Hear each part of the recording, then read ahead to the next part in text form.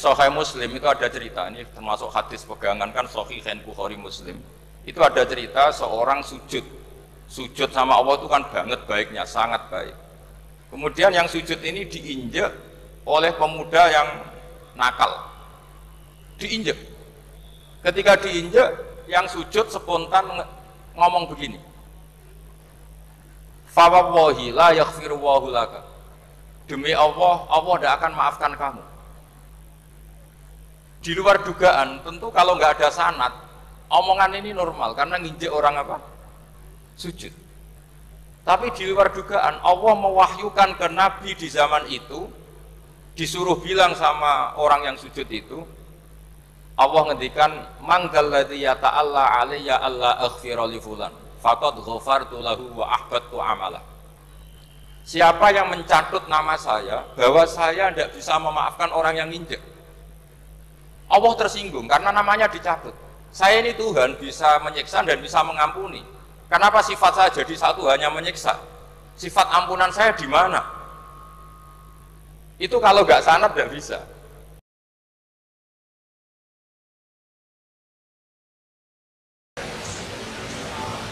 Warahmatullahi wabarakatuh. Bismillahirrahmanirrahim. Tabarakalladzi nazzala al-furqana ala 'abdihi liyakuna lil 'alamin nadhira. Allahumma shalli wa sallim ala sayyidina Maulana Muhammadin wa ala alihi wa sahbihi ajmain, amma ba'du. Yang sangat saya hormati semua pengurus wilayah Nahdlatul Ulama Jawa Tengah, wabil khusus Ki Haji Ubaidillah Sodaqoh, teman saya juga guru saya, putra guru saya Ki Haji Abdul Ghafur Maimun. Saya mau cerita sedikit tentang sanad. Jadi buyut saya kandung itu namanya itu Hafsah. Jadi buyut saya kandung itu namanya Hafsah. Itu lahir di Damaran. Damaran itu belakang imaman Masjid Kudus. Hanya sekitar 30 meter dari imaman Masjid Kudus. Itu punya bapak namanya Maksum, punya bapak namanya Soleh. Soleh itu bin Kiai Haji Asnawi Sepuh. Nah, yang Mbah Soleh saya itu, saya generasi ke-7 dari Mbah Soleh itu. Jadi pas ke-7, kalau ke-8 itu sudah kata orang-orang kaya gitu. Kenapa kamu miskin? Generasi ke-8 katanya. Jadi Mbah Soleh Darat itu orang Jepara, orang Mayong. Itu dulu ngajinya diantaranya di buyut saya, di Mbah Soleh bin Raden Asnawi Sepuh. Raden Asnawi Sepuh itu cucu dari Mbah Mutamakin. Itu kesanatan saya. Jadi saya punya naskah banyak. Tadi Gus Nurul tak kasih tahu. Ini diantara contoh naskah Mbah Soleh Darat. Saya punya banyak, mulai Hikam sampai Jawahirut Tauhid, terus beberapa tulisan-tulisan beliau itu masih di lemari buyut saya di Pondok Damaran. Terus buyut-buyut saya itu juga yang diantaranya ada yang nikah di keluarga Gedungan, dan itu sebagian melahirkan Pak Said Akil. Jadi buyut-buyut Pak Said itu adiknya buyut saya.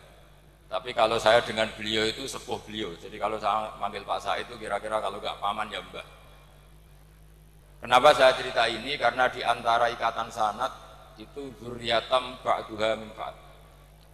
Ada keterikatan cara berpikir berdasar sanad. Tadi seperti yang dikatakan moderator, laulal isnadu laqala man sa'a ma sa'a. Andai kan tidak ada sanad, maka orang akan berpikir agama sesuai maunya. Dan itu bahaya sekali, karena agama ini riwayat seperti tadi yang dikatakan, inna hadzal ilma dinun fanzuru amman ta'khuduna dinakum. Saya punya sekian contoh cara berpikir sanad dan cara berpikir rasional. Di akhir Ihya itu ada cerita tentang rojak, dan ini pasti di luar dugaan sampai, karena sanad itu cara berpikir itu ya ikut saja. Yaitu ada dua orang ahli neraka dipanggil Allah dalam keadaan di borgol, ditanya sama Allah, enak di neraka? Jawabannya pemuda itu ya, wah Gusti ya, di neraka kok enak? Ya jelas gak enak. Ya sudah, kamu kembali lagi ke neraka. Dugaan kita kan pasti anak ini nggak mau. Ternyata enggak, dia lari sekenceng-kencengnya menuju neraka. Semangatnya Masya Allah. Makanya ini sekaligus ijazah, kalau disuruh masuk neraka yang apa? Semangat. Oh itu Tuhan akhirnya tanya, loh kamu tak suruh ke neraka kok semangat? Gusti saya ini sudah kapok, ketika di dunia kalau jenengan nyuruh sholat saya lelet, jenengan menyuruh kebaikan saya lelet. Sebagai bentuk kapok saya, dengan menyuruh saya ke neraka saya semangat, supaya saya nurut. Barokahnya semangat menuju neraka, ya sudah di surga saja. Ya, makanya ini nanti kalau kamu disuruh masuk neraka, yang apa? Semangat. Karena kita di dunia, itu ada di akhir ihya. Artinya itu kan di luar dugaan kita, cara berpikir seperti itu di luar dugaan kita. Akhirnya dia jadi ahli jannah. Cerita kedua ya masih di bab yang sama. Yang satu disuruh enak di neraka, ya enggak Gusti, sudah kembali lagi ke neraka. Si orang ini tolah itu. Terus ditanya sama Allah, kenapa tolah? Ya Allah, ketika engkau memanggil kami ke surga, saya tidak pernah ngira kalau akan engkau kembalikan lagi ke neraka. Ya sudah, kamu di surga saya karena husnudzon sama saya. Ini berarti ada dua sanad. Lucunya sama-sama benar. Yang semangat ya benar, yang lelet juga benar. Maka kamu punya dua pilihan. Nanti kalau disuruh masuk neraka, bisa semangat, bisa apa? Lelet. Dan semuanya nanti di surga. Artinya begini, sanad itu apa ya? Enggak yang kita duga. Makanya saya mohon siapapun yang mencintai agama ini harus banyak baca. Jangan nuruti emosi, kemudian emosi itu di atas namakan agama. Di Sahih Muslim itu ada cerita, ini termasuk hadis pegangan kan Sahihain Bukhari Muslim. Itu ada cerita seorang sujud sama Allah itu kan banget baiknya, sangat baik. Kemudian yang sujud ini diinjek oleh pemuda yang nakal. Diinjek. Ketika diinjek, yang sujud spontan ngomong begini. Fa wallahi la yaghfiru Allahu laka. Demi Allah, Allah tidak akan maafkan kamu. Di luar dugaan, tentu kalau nggak ada sanad, omongan ini normal karena nginjek orang apa? Sujud. Tapi di luar dugaan, Allah mewahyukan ke Nabi di zaman itu, disuruh bilang sama orang yang sujud itu, Allah ngendikan, manggal ladzi yata'alla alayya alla aghfira li fulan, faqad ghafartu lahu wa ahbattu amalah. Siapa yang mencatut nama saya, bahwa saya tidak bisa memaafkan orang yang nginjek, Allah tersinggung karena namanya dicatut. Saya ini Tuhan bisa menyiksa dan bisa mengampuni. Kenapa sifat saya jadi satu hanya menyiksa? Sifat ampunan saya di mana?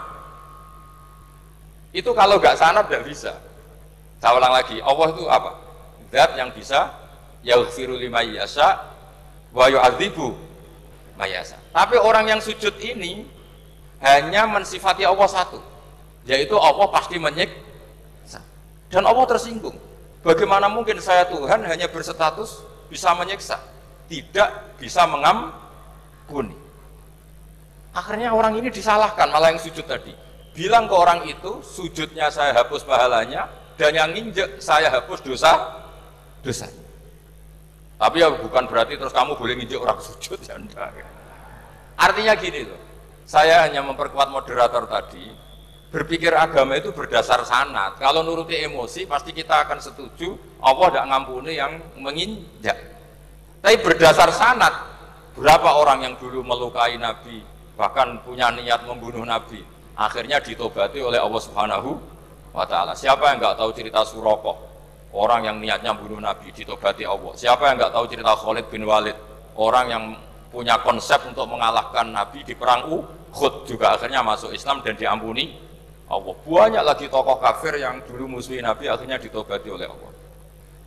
Sehingga ketika Nabi sangat marah ya dengan mereka yang kafir, malah ada ayat turun laisa laka minal amri syai'un aw yatuba alaihim aw yu'adzib. Bahwa wilayah mengampuni dan memaafkan itu wilayah Allah. Tentu kita secara syariat akan mengatakan yang nginjak itu salah, pasti itu. Kalau yang nginjak itu pasti salah, yang kafir pasti salah. Tapi jangan katakan kalau Allah tidak bisa menobati mereka.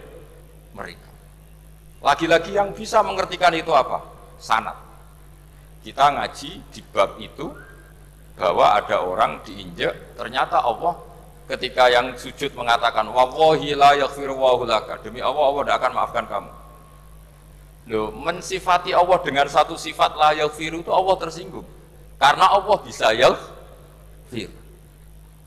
Makanya ini penting sekali saya utarakan supaya kita ini bicara itu sesuai sanad. Karena andaikan tidak sanad, agama ini di logika, kemudian logika orang itu berbeda-beda. Maka kayak apa kacaunya agama ini? Terus yang ketiga, saya beri sekian contoh. Ini saya bawa kitab hikam yang diterjemah oleh Mbah Soleh Darat. Saya dulu pernah ngaji hikam sama banyak Gus Zofur. Cara berpikir Abul Hasan Asyadzili misalnya. Umumnya orang itu kan kalau amal itu ingin diterima ya, kalau sujud ingin diterima Allah, kalau sholat ingin diterima Allah. Dan kalau sangat ingin itu biasanya terus berlebihan. Saking berlebihannya terus nangis minta amalnya diterima. Gitu. Tapi efek negatifnya gini, jangan-jangan nggak diterima. Lalu kalau nggak diterima gunanya apa? Ini buruk sekali kalau mulai tanya sujud saya jangan-jangan nggak diterima. Kalau nggak diterima gunanya apa? Itu menurut Abul Hasan Asyadzili itu pertanyaan dari setan. Bagaimana mungkin kita pernah menyesal atau menyesali sujud yang pernah kita lakukan untuk Allah Subhanahu wa Ta'ala. Wong dadi kawulane Allah, wis dikai bumi, dikai oksigen, dikai rezeki, tahu sujud, bareng dikasih tahu Jibril, sujud kamu gak diterima. Wah, getun aku sujud be Allah. Masa sujud sama Allah getun. Maka kata Abul Hasan Asyadzili begini. Kafa bika jazaan an radiyaka laka ahlan. Cukup sebagai balasan dari Allah yang luar biasa, kamu ditakdir sujud. Wah, keren. Coba kalau kamu nanti ketemu Allah, ada orang yang sama sekali di bumi gak pernah sujud. Lalu kamu ketemu Allah sujud berkali-kali, kemudian dapat kabar kalau sujud kamu gak diterima. Pantas mana kira-kira? Pantas yang pernah sujud apa pantas yang gak pernah sujud? Pantas yang pernah sujud. Jika pikirannya Abul Hasan Asyadzili, sudahlah kamu bahagia saja karena kamu ditakdir pernah sujud. Itu satu anugerah Allah yang luar biasa. Kamu nggak perlu terganggu, diterima apa nggak diterima. Karena kalau kamu terganggu itu nanti lama-lama mengatakan apa gunanya sujud kalau tidak diterima. Dan itu setan menang kalau sudah ada pertanyaan apa gunanya sujud. Nah, makanya disebut min syarril waswasil khannas. Kata Abul Hasan Asyadzili, waswas di sini adalah setan ngeridu kamu supaya kamu ngeset semua ibadah kamu, jangan-jangan kamu nggak diterima. Kemudian kamu menyesali semua ibadah yang pernah kamu lakukan. Betapa buruknya kita. Wong ngamal apik kok disesali. Makanya saya ini sebagai kiai itu termasuk kiai yang paling sukses saya. Betul. Karena perasaan saya itu sudah sukses dulu sebelum nyata sukses apa enggak penting. Saya sering motivasi santri yang ngapalkan Quran 10 tahun tidak hafal-hafal. Nanti kalau ketemu Allah tetap keren. Pernah ngapalkan kitab saya? Pernah Gusti. Hafal? Tidak. Tapi kan keren, pernah menghafalkan. Daripada sampai ditanya, pernah ngapalkan Quran? Tidak. Kok hafal lagu dangdut? Nah itu pusing sama jawabnya. Tapi kalau santri saya, pernah ngapalkan? Pernah Gusti. Di mana di Guswa? Hafal? Enggak. Pede saja? Enggak. Tapi saya mencintai kitab engkau dan bukti cinta saya tak hafalkan. Cuma nasib tidak memihak saya Gusti, kan masih lumayan itu. Daripada ditanya, pernah ngapalkan Quran? Tidak Gusti. Jebule apal lagu dangdut, yang ibu-ibu apal harga cabai, naik turunnya harga berambang. Ini harga sembako hafal, tapi kalau Quran tidak hafal. Nah, pikiran-pikiran kayak Abul Hasan Asyadzili itu harus kita kembangkan. Makanya saya suka sekali ketika Mbah Mun yang sekarang diteruskan Gus Wafi meresmikan Thariqah Syadziliyah. Ya cerminannya kitab hikam itu yang diterjemah Mbah Soleh Darat. Karena hikam adalah murid Abul Abbas Al-Mursi. Beliau adalah murid Abul Hasan Asyadzili. Jadi gampangannya kalau sampai ingin tahu cara berpikir Abul Hasan Asyadzili itu ngaji hikam. Karena hikam itu cucu muridnya Abul Hasan Asyadzili. Dan itu cara berpikir gampang sekali. Misalnya hubungan dengan Allah. Ilahi kullama akhrosani lu'mi antokoni karomuka. Ya Allah, ketika saya terbungkam oleh kesalahan-kesalahan saya, sampai saya ini merasa tidak pantas minta, tidak pantas memohon sama engkau karena dosa saya banyak. Tapi kata beliau, antokoni karomuka. Tapi saya berani melafadzkan doa itu berdasar rahmat kamu tidak terbatas. Dan itu indah sekali kata-katanya. Ilahi kullama akhrosani lu'mi antokoni karomuka. Jadi kullama akhrosa. Sekirane bungkam. Disosoni, apa lu'mi sifat elek itu. Antoko mau dari iso ngucap. Ini iso karomuka sifat lomani dunia. Dan itu dipraktekkan semua ulama.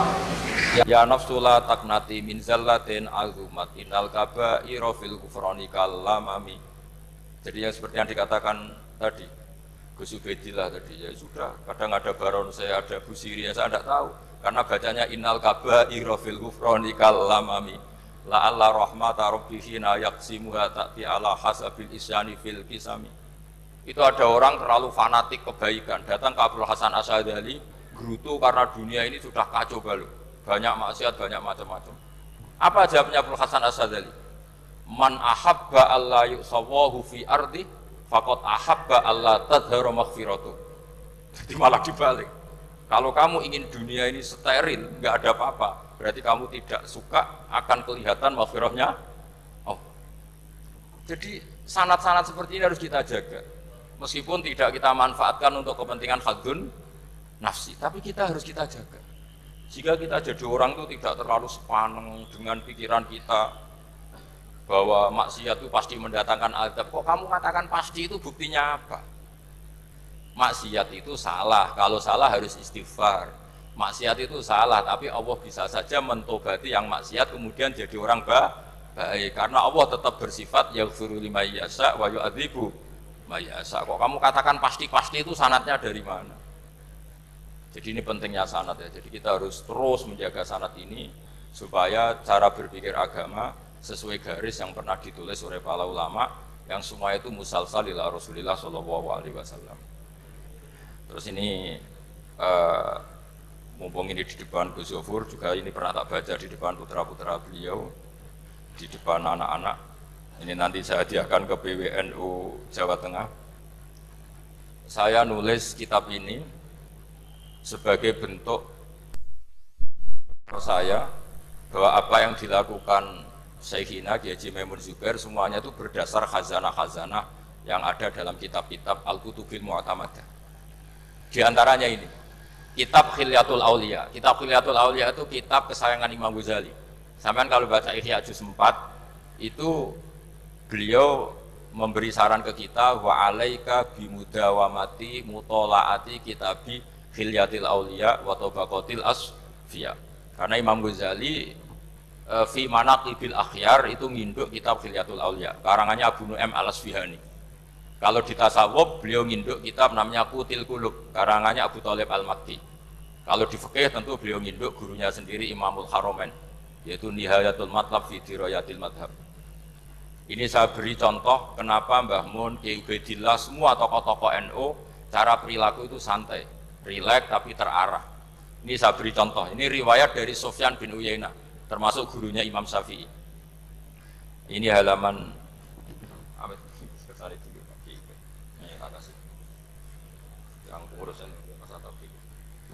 halaman 24.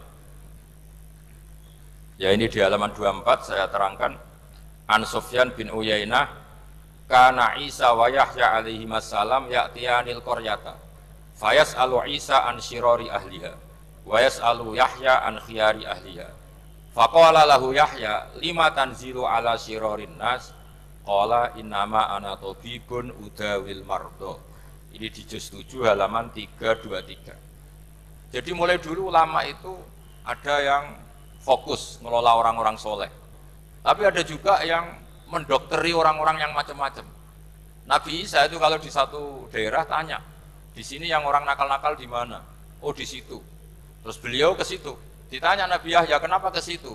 Saya ini nabi. Nabi itu biman zilatit tabib. Saya ini ibarat dokter. Tentu dokter itu yang menyembuhkan orang-orang yang sakit.